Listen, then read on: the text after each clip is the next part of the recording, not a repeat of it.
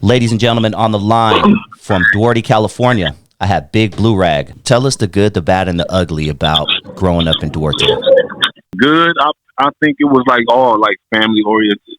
You know what I mean? I was like probably like I was like an outsider in a sense that, you know, like how we talked about, I originated from St. Louis as a child, and I didn't have a bloodline there, but I was like outside of me, like everybody else had a lot of foundation as far as family. You know, everybody was a lot of family related, like like I said before, like small town values. So everybody knew each other from like, okay, when you met someone that was older than you, the first thing they asked, who your peoples? Yeah. Who your peoples? Who your grandmother? You know what I mean? So with that being said, it was like, you know what I mean, it was real family oriented. It was like, so we know with that being said, that's a lot of just good memories, period, no matter what. Good memories, good times. Yeah. You know, bad, that's a hard one. So I can't really, what was the bad one? I can't really think of that one. Good, the bad, and the ugly. Okay. You know what I mean? The bad, growing up there, I would say, it was a lot of bullies. I would say that. Bullies. Okay. Yeah, especially in my section, in my part. Like, I wanted to touch on that a little bit because when I was talking about last time when it was predominantly black, I was speaking on the unincorporated area that I'm from, which we call the low end. Gotcha. You know, on a map, it'll say sometimes it'll be considered Irwindale, sometimes it'll be considered Duarte, sometimes it'll be considered just unincorporated area east of Arcadia or something like that. When you hear on the news, you'll rarely ever hear them say, you know, when they talk about that area that I grew up in, you know, and that's, you know what I'm saying, and that's from everything below Duarte Road, from like mountain to California.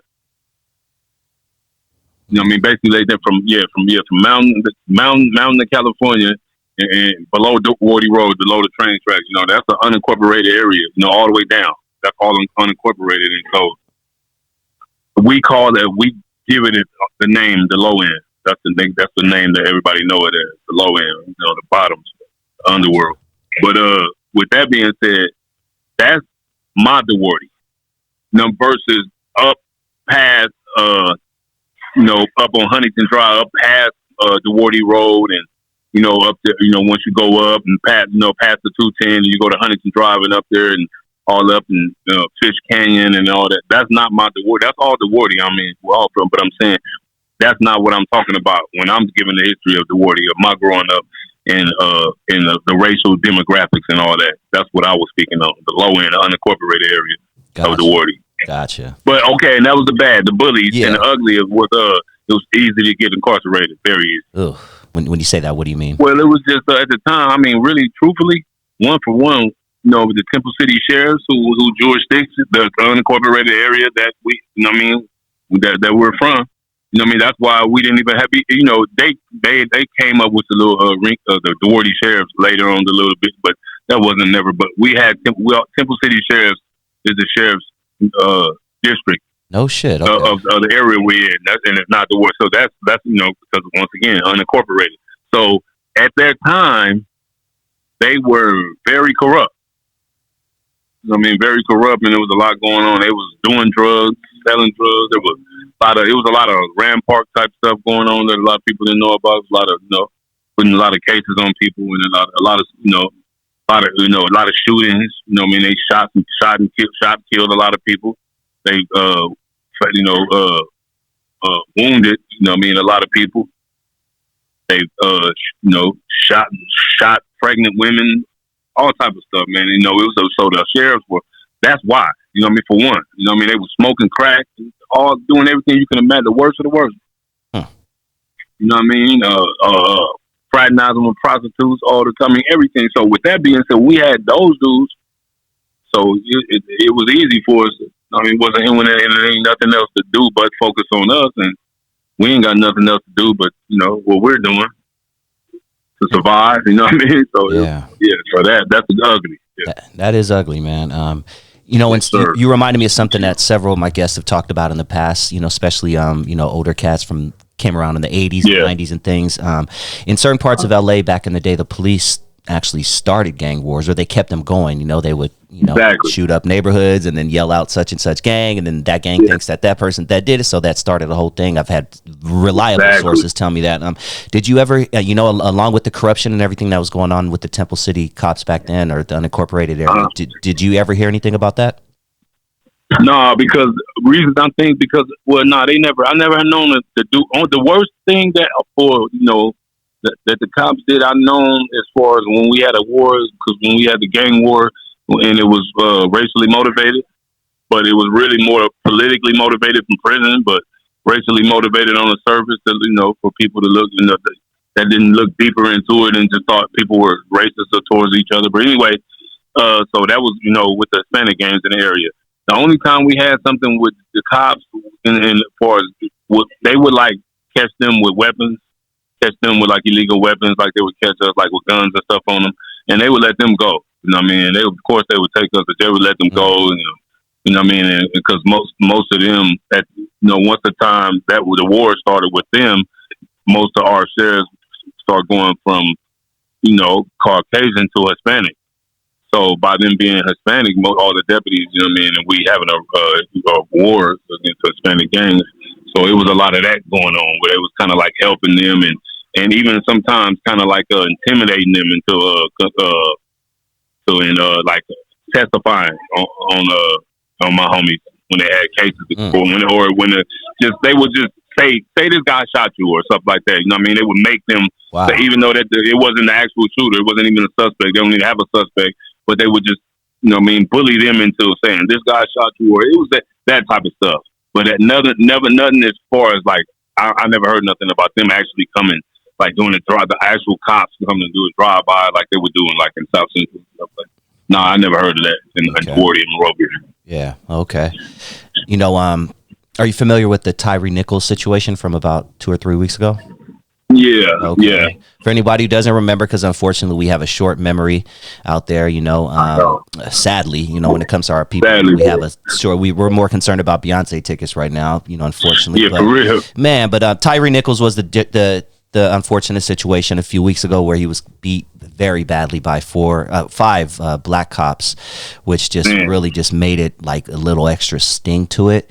But when you saw that, dog, or you heard the story, what were your initial thoughts? Because when I first heard it initially, honestly, because it's so it's so continuous, it's so much of an ongoing thing to the point where I'm just fed up. I don't even like to hear about it no more. Yeah, because it's so depressing to me. You know what I mean? Because me personally, what I went through with law enforcement in my life. You know what I mean? So and just so many people. I just think in so many videos, and I try not to even see because it's depressing. You know what I mean? It's depressing, and it fuels a negativity in me mentally that I don't like. Yeah. You know what I mean? So with that being said, I don't even try to. But once I got knowledge that they were all black, I mean, I saw it. Like I was like scrolling down on TikTok or something, and I saw it. And I'm like, whoa. You know what I mean? That's how I was a little late. Probably about when everybody was talking about it. I was like I said, I was trying to like. You know what I mean, stray away from it a little one. So probably about like 4 or 5 days later, me on TikTok just scrolling down, I saw it, and of course it's gonna be way more of an effect. You know what I mean, when our own people doing it like that, and they doing it in such a brass, ruthless, like just brazen, not even just what I mean, just like it was the coolest thing in the world to do. Sad, man. Yeah, man.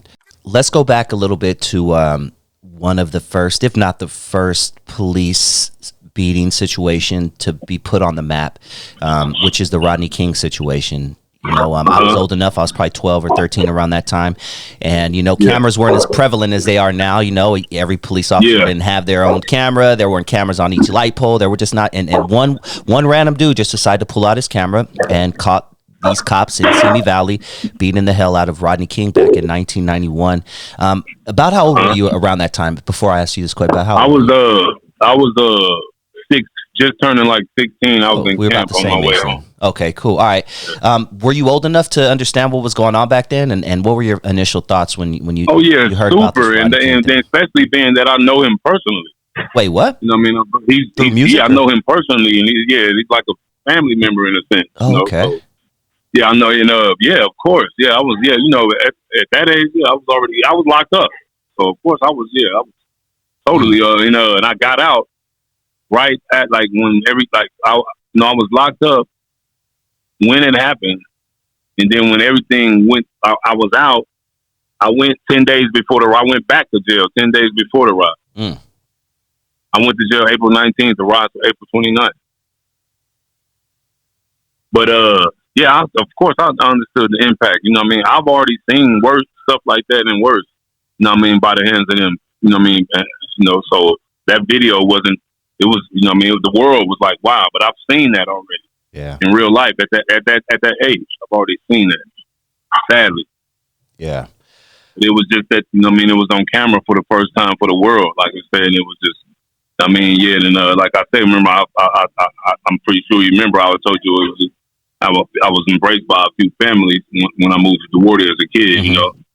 and that was one of the families, and which was his, you know, what I mean, his daughter, the mother of his daughter. You know, what I mean, her name is Candace. You know, what I mean, her mother is Carmen, and that's someone I consider my big sister. Mm. One of the people that raised me. So it was I was affected by it, different from everybody else. I know. Actually, me and Rodney King got a song together called "Living Legend." Matter of fact, What? And you know what? I knew he dabbled in music, or he was managing, or doing something. yeah, he had started shortly a record after. label. I mean, Alta Pass Records. He was trying to push. You know what I mean, the artist. He didn't have the right artist or the right management team working for him. Man, he had all that money. He didn't know what to do. He was a music lover. You know what I mean, he wanted to do it all the time, but yeah, he wasn't really a rapper. He had a vision. He was trying to, but he did help a lot of people, a lot of young people in the Pasadena, Altadena, Duarte, Monrovia areas. I can't say that I know he's good. I asked you that And question. he was trying to, he was doing gang prevention too. He was trying to, stop the gang violence. Really? See, that's the part that the news didn't push. The news didn't push that, because that's the first I'm hearing of that. Oh yeah. Of course, you're not gonna hear that in the news. Of course. Wow. Damn, dude. Now, I asked you that question not even knowing that you had a close relationship with him. So Yeah, I know. It's a trip. Yeah, I mean, that's how I think. The universe works like that. Though. Yeah, that's dope. Well, something. We had the riots. Unfortunate. That was an unfortunate situation, but shortly after that, we had something that was a bright light in Los Angeles for a little time at least. But yeah, it was the gang truce mainly that happened in Watts, and then I know other cities kind of took suit and started doing their own thing. But what do you remember about that time personally, and do you know if Duarte was involved in we did not get involved at all in the peace treaty, but I know the only thing that I know people were involved with coming from the area that I came from was in the looting, in the riots. But after the riots during the peace treaty, the mentality that we had at the time, we wasn't. We was like real, just rebellious to everything. We was just radical at the time. We was against the world. We wasn't trying to hear no peace about nothing. Okay. Truthfully, that's what was going on. And we were still extremely violent. When I was tying red and blue rags and purple rags and all, we was banged out still in the Duarte and Pasadena. We were still decent, hard. We never thought about no peace treaty. Never. It wasn't even. It never even came up. Okay. Yeah, so I can't even relate. I don't even. I can't even touch on that personally. You know what I mean? But I wish I commend it, and I'm. You know what I mean? I'm for it, but not for us. For us, peace treaty. I'm so much for the ceasefire. Peace treaty, all the hanging out. No, I'm never for that. That's never going to be. There's too many deaths, too many family members dead. That's too much. Too many. Too much stuff you can't get back. That's never going to work. People being,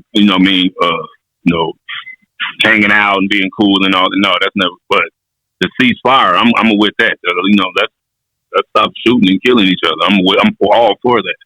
You know what I mean? We don't bother y'all. Don't bother us. Let's do it. I mean, we people. All of us got family. You know what I mean? From over there, and all of them got family from over here. And I take that back. Hold on. Excuse me. I got to go back real quick and touch on. I did just remember. I forgot my OG homegirl, which we call Lady DUARTE, Diane Searles, Baby D, a very close loved one of me. My big homegirl. Okay, she just told me, just gave me some history the other day. I was just crazy you said that. She said the sheriffs, Temple City sheriffs, was the ones that did start all the Pasadena and Duarte and Monrovia beef. Wow. Because he said everybody before the whole, because remember I told you it went back before the Crip and play. It was just a Duarte, and she said everybody from Duarte and Pasadena, and this was the first time I heard this. She blew my mind.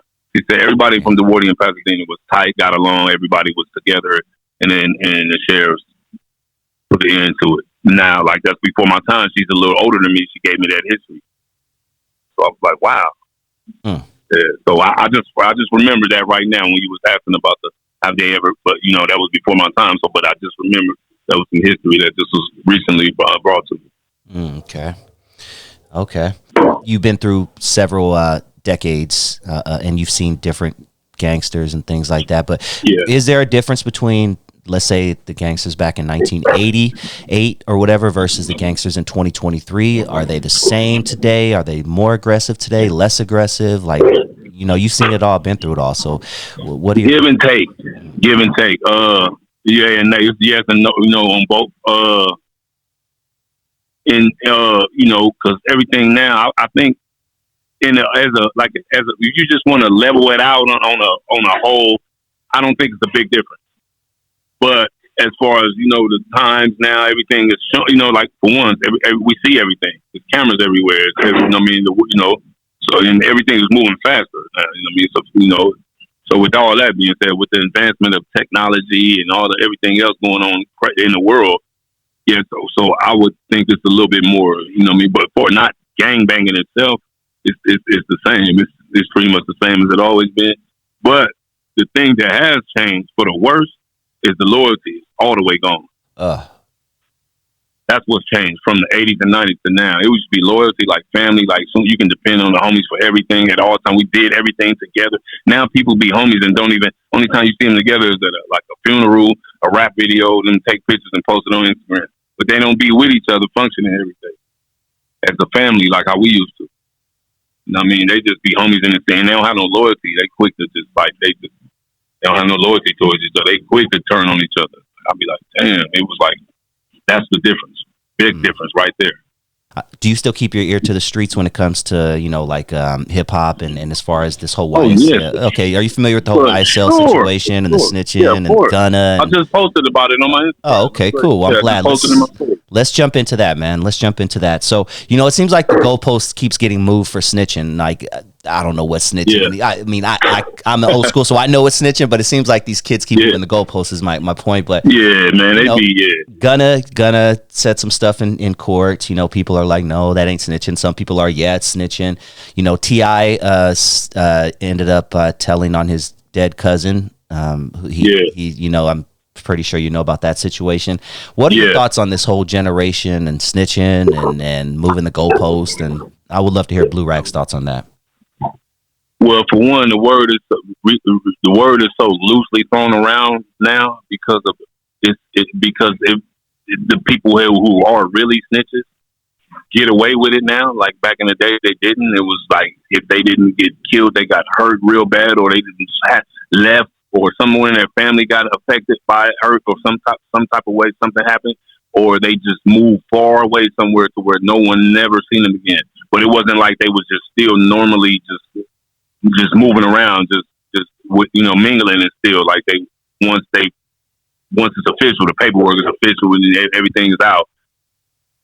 Back in the day, you couldn't just move around and know that you was a rat. Now you can. Like that's the difference. And with it being watered down in a sense like that, that makes the words snitch so loosely thrown out there now. Now everybody say it. Everybody say it. It's like people that are from the street. The reason the word is thrown out there like that in this generation that's thrown out there because most of the people that's doing all the what's considering what's snitching and what's this, what's cool, what's gangster, what's not, are not gangster, are not from the streets at all. So it's like a lot of stuff is really like irrelevant now. That it's just so watered down, as far as that. But yeah, anytime you a gang member and you admit to any gang activities or any activities that your gang did in court against your, you know what I mean, you'll get that snitching hands down. Ain't no getting around that. Period. Every gang member in the world knows that. Anytime you talk about any in court about any activities of your gang, that's snitching. Mm. They asked him clear as day, you know, hey, Gunna, is YSL a gang? And he said, yes, ma'am. That's pretty much straight up. Yeah, for real. Yeah, straight up. Because ain't nobody else saying YSL's gang. They saying it's a record label. Right. You know what I mean? So that's, you know what I mean? That's the actual charge that they're fighting. That's what the RICO is, to prove that it's a gang or not. That's the same thing they did with BMF. Why Meech ended up with 30 years. That's the same exact thing they did with BMF all those years ago. It was a record label, and they wanted to prove that it was a gang, a criminal organization. And that's just what they're doing. So once you see, you're a rat for sure. Mm. But he been a rat though before that. That wasn't nothing new. He been ratting. Everybody know. I don't even know why he's so. I'm truthfully see. You know, you probably take this harsh, or somebody else that's not from the streets, somebody like me. But Thugger had it coming. Break it down. For all the stupid. Yeah, straight up, all the stupid shit he was doing, he had it coming. You're a millionaire. You got up out of there. He really one of them people out there, though. Yeah, I mean, let me get that out. Yeah, he really one of them people. And I know I'll be out there. I know his background. I know his breath. So for you to come from where you came from and to get away, I've been on his block. I've been on Cleveland Street. I know his people. I really know, so I can talk like this. I'm not just from Cali and looking at, you know what I mean, like as a fan or something. Like I live in Atlanta, so I know what's going on. So when I'm saying this, when you come from that and you leave it and then you still doing all this extra shit, you know what I mean? You make your, and then you bring a known rat on your label and make him your road dog, you know what I mean, your right hand man, and you doing all this and come on, what you expect? So when I see him in court, I'll be like, come on, bro, you had that coming. I'll see him in court breaking down and all that crime. I'll be like, damn. You know what I mean? That's, you know what I mean? And I don't have anything against him. I was a fan of his music like everybody else was. And I respected his come up and all that. But, you know, of course, not all the other weird shit he did. But I'm just saying, as far as where his background and his hustle and where he came from, you know, I mean, I was for all that. But I'm just saying, it is what it is. I don't care. He could have been my brother. It'd be the same thing. Could have been my mama's son. I would say the same thing. You had that coming. You were stupid. It is what it is. Did you see the latest footage within the past week of YSL Woody cooperating? And yeah, I've seen all that, man. He checking his post after he all weak, feeling weak in the knees, feeling all bad. Yeah. That killed me when he checked his fucking post. They said the man snitched so much he had to check his post. Man, for anyone who doesn't know, YSL, that's what I'm talking about right there. It's so quick to do that, man. All that loyalty, you know what I mean? All the Young Thug looked out for all them dudes. He blessed all them dudes, put all them dudes on. Took them from nothing to something. Took dudes fresh out of prison, took dudes fresh out the projects, fresh out the block, with nothing, you know what I mean, and made him slime and put them on, you know what I mean, of what he considered, you know what I mean, doing some straight up real nigga shit and putting on for his people, but you know what I mean, it was a lot of extra unnecessary shit that was with it, and then Gunna should have never been there at all because he'd been told on Crime Stoppers. That's right. So you know what I mean, so you had that coming. That's like me right now, you know what I mean. You know, man, I get a huge distribution deal for my record label for RAGGG, and I go sign 6ix9ine right now. And we just booming. And I'm doing all type of gangster shit. You have what's coming. You get what's coming to you. Yeah, I got that coming. Then I get caught, and me and 6ix9ine get caught on the RICO charge. And he come on, man. I got that coming. That's just what that's like. So it is what it is. And we'll put and that's just speaking from a you know what I mean, a street dude's perspective, a gangster's perspective. But it's just realistically speaking as well. You can even take all the gangsterism out just as a man, just as you know, common sense, man. And what puts a little extra harshness to it is that they saying YSL Woody has been cooperating with the law for 11 years, homie. 11 fucking now years. Imagine that. See what I'm saying about the law? And that's 11 years. He been deep in you know what I mean? And he isn't he like one of the like founders I'm not sure. I think know he they was said, like, he with was Thug's like right hand man. Like that was like his dog. right hand man. That's what I'm saying. So 11 years, and imagine how all the love that Thug. Because one thing about the dude, you seen the dude was a loyal dude. Thug. Yeah. You know what I mean? So with that being said, imagine all the love he showed him in 11 years. Because in that 11 years, this dude been rich. Thug been a millionaire that whole 11 years. So he been blessing that dude, having that dude on, taking him all the time in the world, man. He didn't, you know what I mean? He didn't been able to, you know what I mean, had the most beautiful women he never would have thought about it having in his life. And he spent all the money he had in the world, the best clothes, and did everything you can imagine. And traveled the world and seen Europe. Just a project kid. You know what I mean? And just the thanks he get, bro. That's what I'm talking about. Ain't no loyalty. So it really don't even worth it. It's not even worth it right now. So all my youth out there, you know what I mean, it ain't even worth it, man. You gotta be a part of something that's really striving for something positive, man. You know what I mean? All my young homies, that, you know what I mean, that's up under me. You know, we all doing positive, man. We ain't doing nothing. We not harming nobody. Everybody know who we are and we about. We not harming nobody. We not looking for no violence. We not disrespecting no. We not looking for no rap beef. We not doing no shenanigans. We doing positive things, man. I mean, we come from a negative situation and we turn it positive. That's what we doing. That's exactly why I fuck with That's you, what man. Rag found about. Yes, that's exactly why. All my youngsters, you know what I mean. If you ain't with me and you don't know my program, or if you know what I mean, you looking. That's what we about, man. And take that from me, man. It ain't worth it. All that gangster shit, it ain't worth it. Man, let me ask you before we move on to some of your music, because I want to play some of your music and go lyric by lyric and just break it down. But before we move on, I want to keep on this RICO thing. RICO cases are one thing that we're seeing a lot of, man, in the recent past. Do you have any advice for people out there on how not to get caught up in that whole situation? Oh yeah, for sure. For one, all this Instagram, all these posts, all these what's going on in them DMs, you know what I mean, amongst, you know what I mean, you and your boys, with the stuff y'all put in y'all DMs and then y'all texting them and sending them on pictures. And thinking that if you erase it, it deletes, that it's gone forever? No. Still, no, man. Or thinking, or because you FaceTiming or whatever, man, y'all think y'all doing, you know what I mean, with these electronic devices, and you doing anything as a group, and I'm gonna let you know right now what's considered a gang. When it comes, man, what's considered a gang right now in America is 3 people or more. So you and 3 of your boys that you grew up with, just think about that. Damn. You know what I mean? When y'all in these urban communities or these communities, you know what I mean, where it's predominantly poor, because there ain't no such thing as middle age, really. You know what I mean? Middle class. Yeah. Middle class. It's upper class, lower class. So we from lower class communities, and you know what I mean, and also, you know, ethnic people, you know what I mean, diverse ethnicities, and we with the things we got to deal with in our community. So when you see 3 or more of us, you know what I mean, we're going to say ethnic people, what they like to consider us in this country, to put it in a layman's, I mean, in just a category. We're going to just say ethnic instead of us breaking down all the different, you know what I mean, ethnicities. But the people that they consider ethnic, and everybody should know what that means. People of color, man. You know what I mean, somehow, you know, and you 3 or more, man.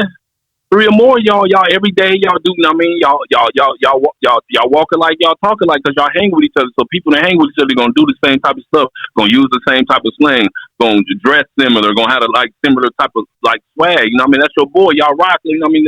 That's how y'all get in. That's going automatically you're gonna be looked at as a gang. Just always remember that. So with that being said, you already watched already. You already watched. America is already watching you and looking for the worst in you.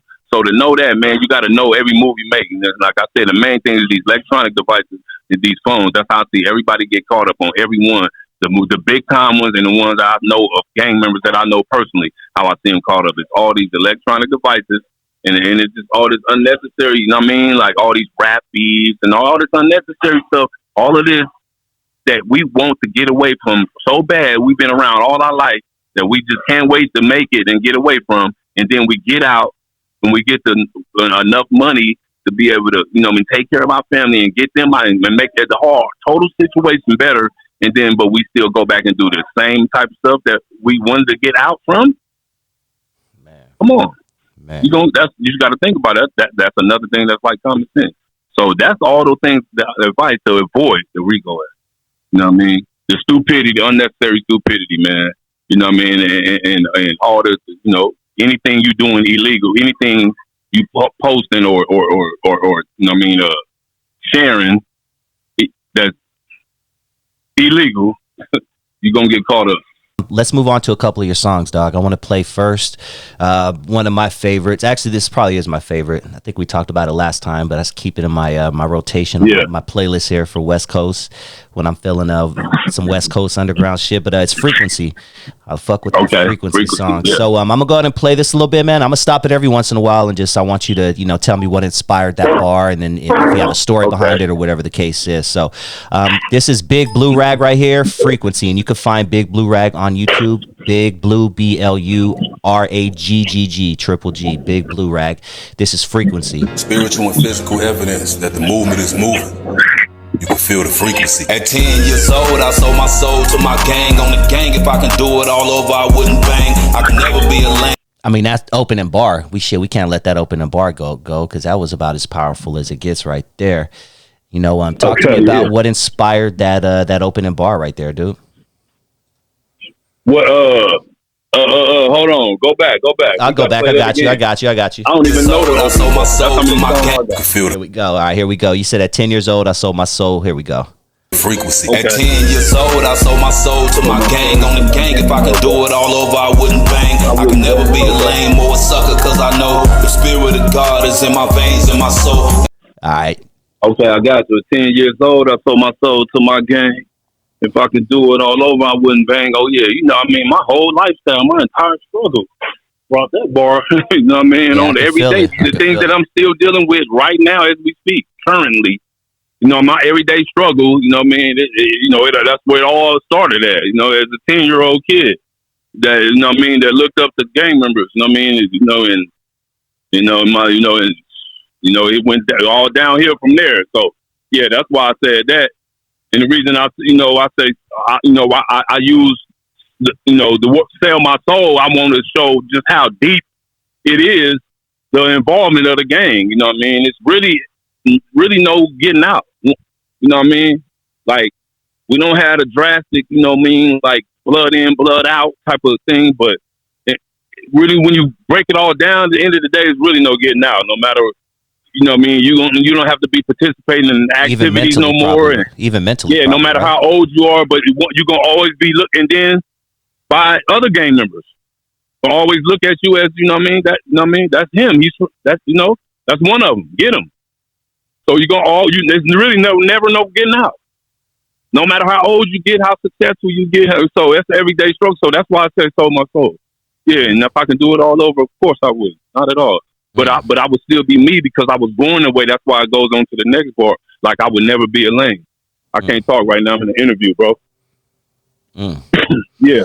Yeah, okay. Shit, man. That's deep, man. And not even just the things that stay with you physically, but I'm sure as an active member, you've seen a lot of stuff. You've seen stuff that I'm sure like an Afghanistan army veteran, has probably seen. So mentally, that shit probably stays with you, forever. I've heard gangsters say they have PTSD type shit. Oh, I for sure got it. I know I do, and I haven't been diagnosed or I haven't been, I haven't been treated but I just know I got it. I just know for sure I do. Yeah.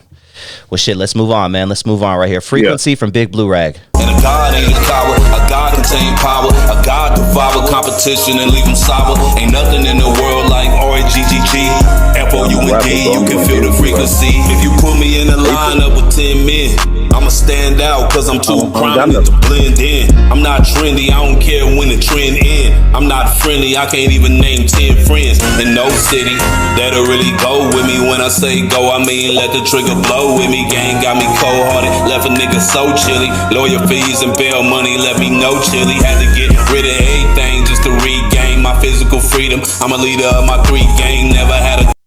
That was a deep little past 4 bars right there, man. Yeah.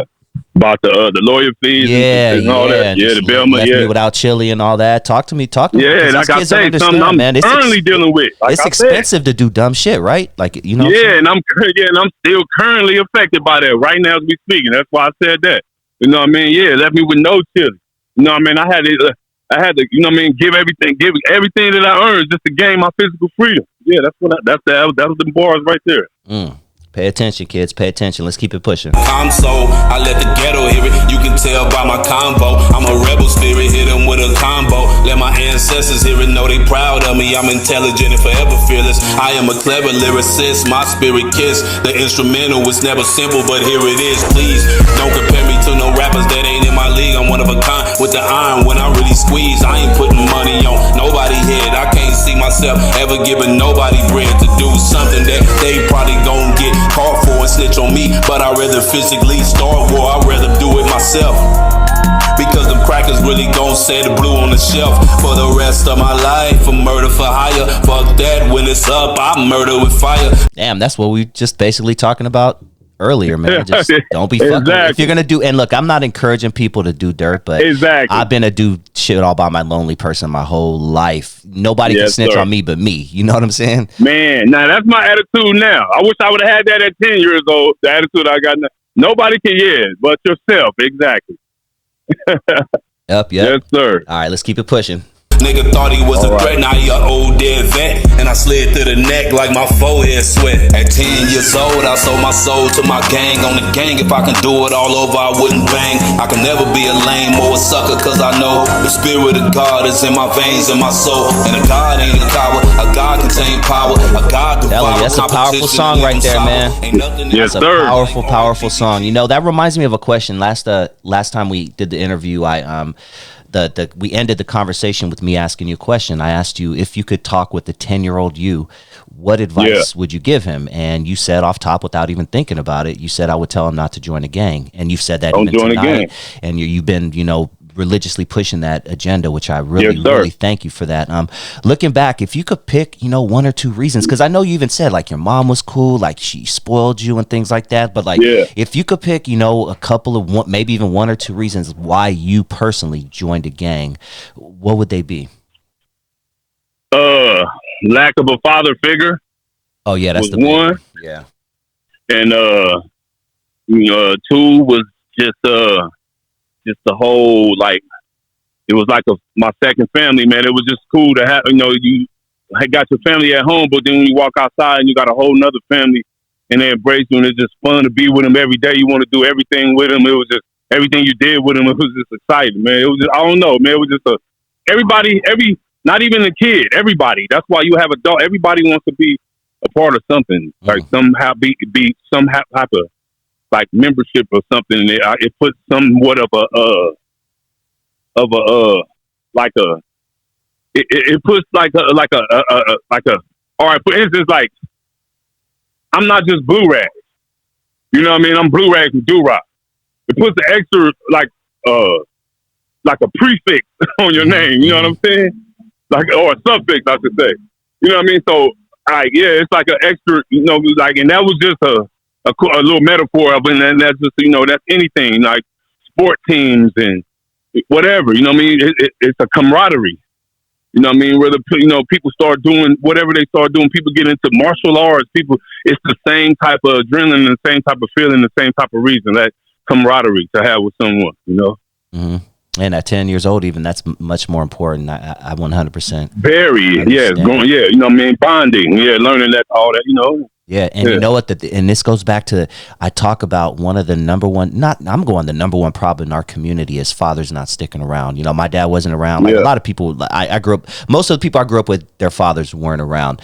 And if your father was around, I'm sure he would have pulled you away from that group. You know, he would have said, you would have thought, oh, it's cool, I'm having fun and all that. But your father, of course, homie, he would have. These are not the dudes. So that's why, man, it is so fucking important to have a dad. My father was from the streets, and he was for sure with it. And he also was a Marine. He was a Vietnam vet.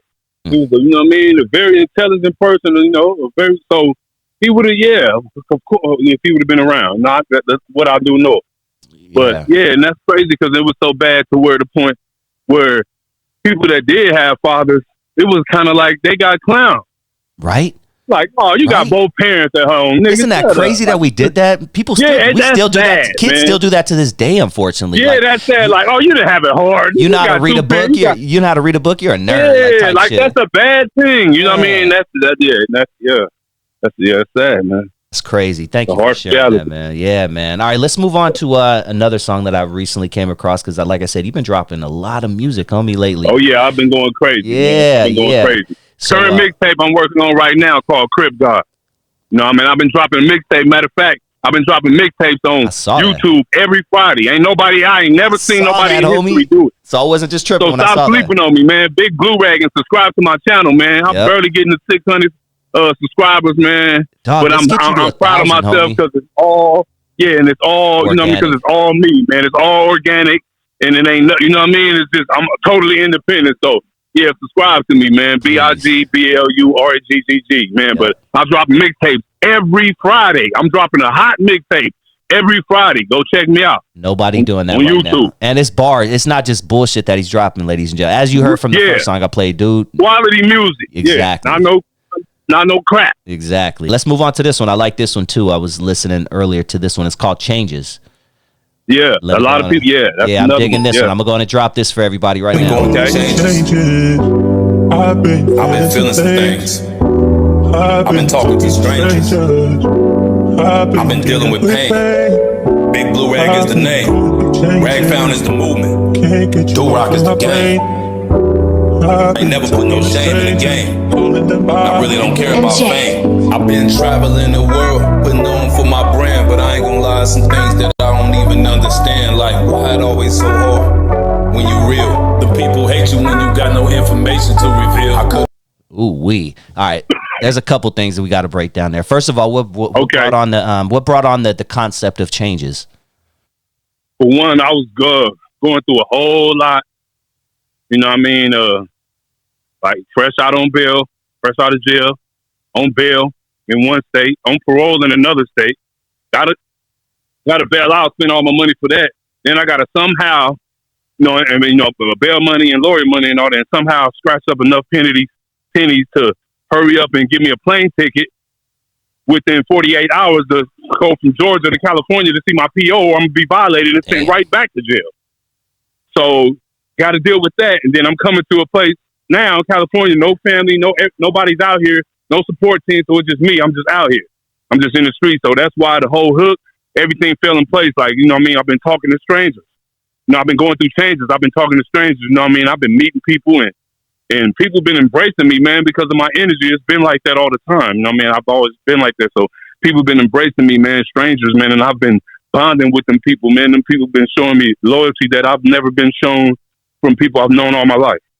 And so that's what the whole talking to strangers and, you know what I mean, going through changes. And so that's what I mean by all that. And me and some of the people I'm talking about, we were just listening to the song last night and I was breaking it down to them what I meant. And it was a real emotional situation, man. So yeah.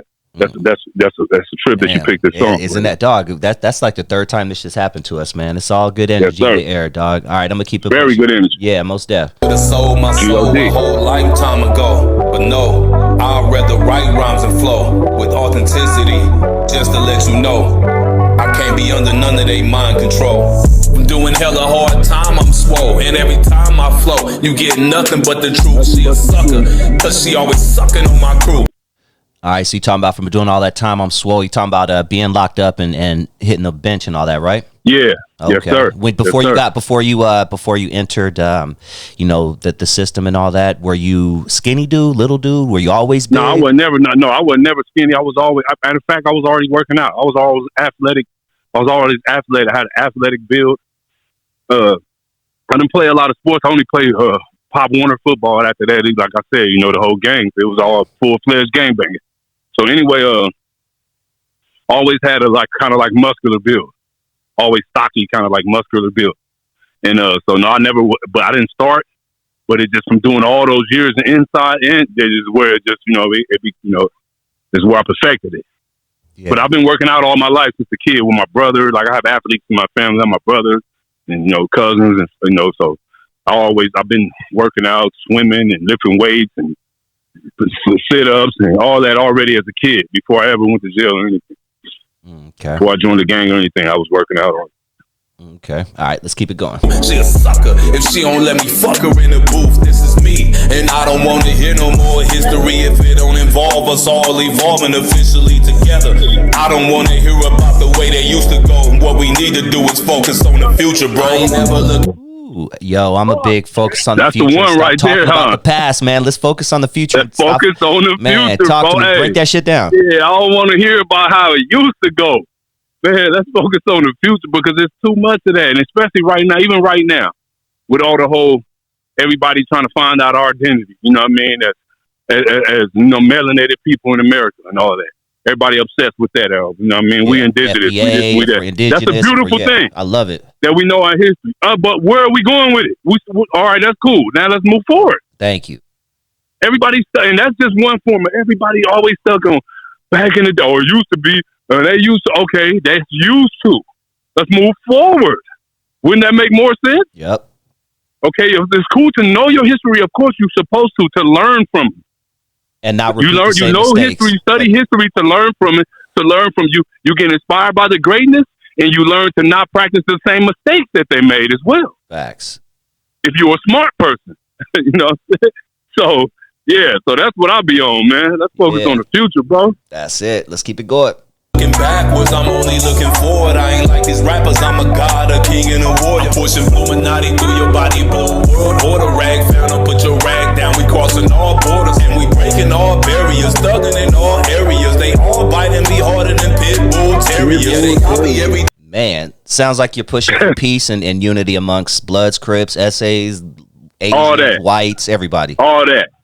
Yes, sir. That's important. All that. That's important. I love that. Yes, sir. All right. Thing that I'm always creating, king of all kings, I am greater than the great. Going through some things, I've been feeling the pain from being the most prominent and dominant member of my gang. I bang way harder than them lames. They ain't never did a thing that I did when I aimed at the brain. Always hit something, nigga. You ain't never shot shit. Quit frontin'. I'm a real dude. This shit is funky as hell, by the way. I'm just dropping it real quick. Good looking, man. You're killing this vibe. You're killing looking. this cadence and everything. I'm digging this shit. Yeah. Big gunning, and I got stupid hands, but I keep a big gun for a big youngin'. And I don't like being close to nobody no more, cause they always end up getting smoked or pack up and go, cause they ain't. Ooh, damn, homie. Every bar is like you dropping some. You strike me as somebody who pays attention to every bar that you. Yes, sir. Everything. You don't just real drop lyrics, shit and man. Every bar, I pay attention. Yeah. Every bar matters. You don't move on if And it they all ain't. connect. I'm gonna make sure And it all makes connects. sense. And the It next all bar is connects. the punchline sometimes gonna lead into the next bar. Yes. Yeah, I'm a real lyricist. I Real like wordsmith. this last little. Hold on, let me take that back before I forget, because I like this last. Okay. Big gunning, and I got stupid hands, but I keep a Right big here. Here gun we for go. a big youngin'. And I don't like being close to nobody Yes, no sir. more, cause they always end up getting smoked or pack up and go, cause they ain't. Go. You know, as a gang member, man, that's one thing you deal with. There's a lot of loss, dog. Yeah. I mean, you probably couldn't even put a number on the amount of people that you've lost. Oh no, not at all, man. Death. Ugh. No, I couldn't. Not even close. I couldn't even estimate. I know this is a hard question, but it's coming from somebody who's never lived that life. But is there a certain point where you just get numb to it, or does it Oh always yeah, hurt? I've been there. I've been past that stage already. I don't even go to funerals no more, bro. I've been numb already. I've been numb to it already. When I hear and it's to the point when I hear it, I'm not surprised. It's always misfortunate. You know what I mean? Like, damn, unfortunate. I'm not surprised. It's like, damn, is that right?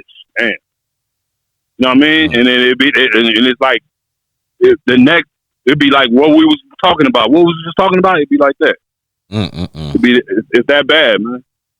Yeah, man. Let's keep it. You know what I mean? It'd be like, damn, or it'd be like, damn, I was just with her. Like, damn, I just seen him. Or, you know what I mean? I was just talking to him on the phone and shit. Damn. Like, no, it'd be like that. And then that'd be it.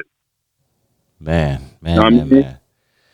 Yeah. All right, let's keep it going. Ain't real enough to stay in the presence of me. When she say them 3 words, I say, no, I don't never love me. Cause everybody that ever said they love me, they left me. I'm attractive, but my pain is ugly. The struggle. God damn, homie. Once again, you are killing this shit, dog. Yes, sir. Everybody that ever said they love me, they left me. I'm attractive, but my pain is ugly. Yes, sir. Who always chase me, knock me down and embrace me. So please please don't love me. It's better when you hate me. I ain't never looking backwards, I'm only looking forward. I ain't like these rappers, I'm a god, a king, and a warrior. I'm pushing Illuminati through your body, blue world order. Rag found, put your rag down. We crossing all borders and we breaking all barriers, thugging in all areas. They all biting me harder than pit bull terriers. Yeah, they copy everything that I'm always creating. King of all kings, I am greater than the greatest. I've been going through changes. I've been feeling some things. I've been talking to strangers. I've been dealing with pain. I've been going through changes. Can't get you off of my brain. I've been talking to strangers, calling them by your name. Man. Who are some of the people that inspired you to write music, dog? Oh man, for one, the people. Okay, the people was pretty much pretty much every old school rapper that it was. You know what I mean? From the '80s. You know, from the '80s and '90s. You know what I mean? That was it. They were all. I was inspired by all of them. You know what I mean? I can't even name just all of them, from Run DMC on up and WA. All, you know what I mean? All of them. You know what I mean? Public Enemy. And so all from all them, but truthfully, even though I'm a hip hop lover, hip hop head to the fullest, die hard, you know, hip hop head, but I'm more inspired by my lifestyle, man. My life story. That's why my music is all about. My life story. You know what I mean? My experiences and the things I've seen, the things I've been around. You know what I mean? So I'm more inspired of everyday people, man, that you wouldn't even know. The people that I'm around people right now. I'm around about like 15 people right now.